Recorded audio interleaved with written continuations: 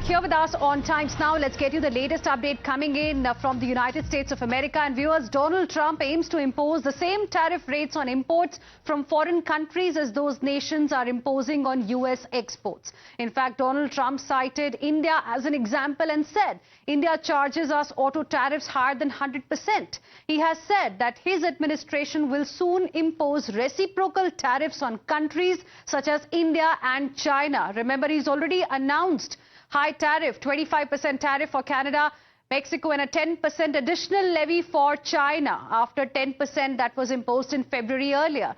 Donald Trump also said that from April 2nd, the U.S. will impose tariffs equivalent to those charged by other nations. What is it that the Indian government saying on these big developments on Trump tariffs? For more on this, let me straight away go across to my colleague Rishabh joining us on the broadcast. Rishabh, how has the Indian government decided to respond to these Trump tariffs that have now started getting implemented and his warning for India?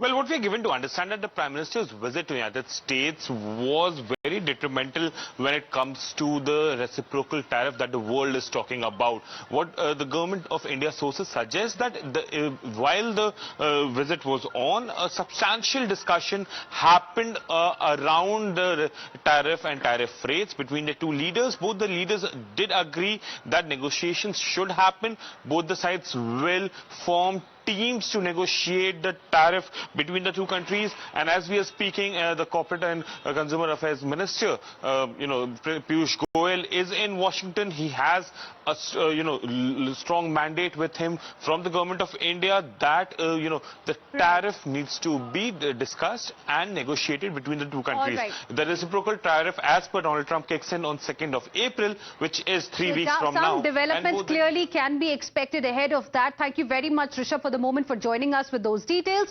With this, we will slip into another very, very short break. More news and updates on the other side. Stay with us.